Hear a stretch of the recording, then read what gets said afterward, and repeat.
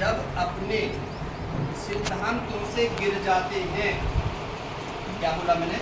सिद्धांतों से गिर जाते हैं, तब हमें कहीं ना कहीं किसी परेशानी का सामना करना पड़ता है। सिद्धांतों से गिरना क्या है? मेरी वोट है, मैं स्वतंत्र भारत का नागरिक हूँ, मैंने लोकतंत्र को मजबूत करना है, ये मेरी जिम्मेदारी है। Am I right or wrong?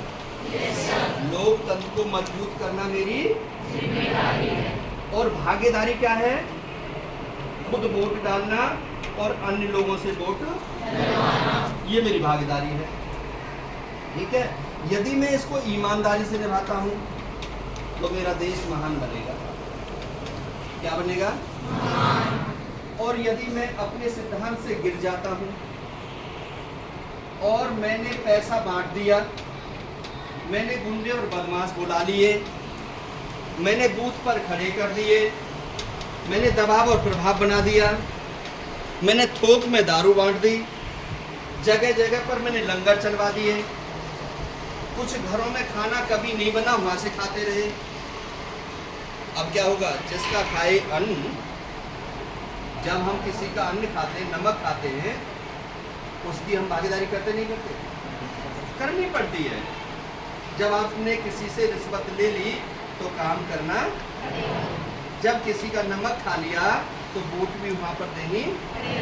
जब हम खाएंगे ही नहीं, अपने घर से चटनी से खा लेंगे, किसी से हम सूट साड़ी नहीं लेंगे, किसी से हम लिफाफे में वोट के बदले 2000, 4000, 5000 नहीं लेंगे, तो फिर हम अपनी वोट कहाँ देकर के आएंगे?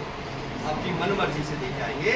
उस प्रभावी को देके आएंगे, उसका पहले कार्ड देखेंगे, कहाँ रहता है, कितना पढ़ा लिखा है, कितनी प्रॉपर्टी है, पहला रिकॉर्ड क्या है, इस पर केस बलात्कारी के कितने हैं, मर्डर के कितने हैं, जमीन पर कब्जा कितना किया है, ये कैसा प्रत्याशी है, कल को यदि हमने एमपी बना दिया तो कल को ये क्या करेगा? समझ में आ रही है नहीं आ रही? आ रही है या नहीं? तो हमें कैसे प्रभावी को देना चाहिए? तो जो देश प्रेम हो, किसको?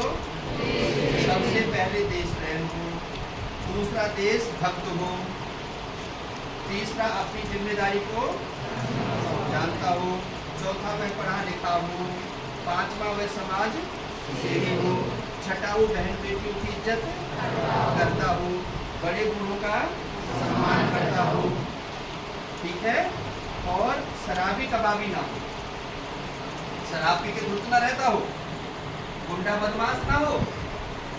ऐसे जो प्रत्याशी है उसको हम जिता के सदन में भेजते हैं तो वह हमारी शिक्षा के बारे में चिंतित होगा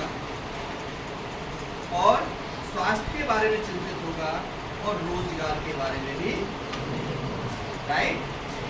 ऐसा व्यक्ति जो होगा वो बड़ी बड़ी यूनिवर्सिटी देगा, बड़े बड़े स्किल यूनिवर्सिटी देगा, और बच्चों की जब शिक्षा एक समान होगी तो उनके लिए जो कंपटीशंस होंगे एचपीएससी के, यूपीएससी के, एसएससी के, जो कंपटीशंस होंगे उनमें सब एक समान होने की वजह से जो इंटेलिजेंट बच्चे होंगे वो पास हो जाएंगे।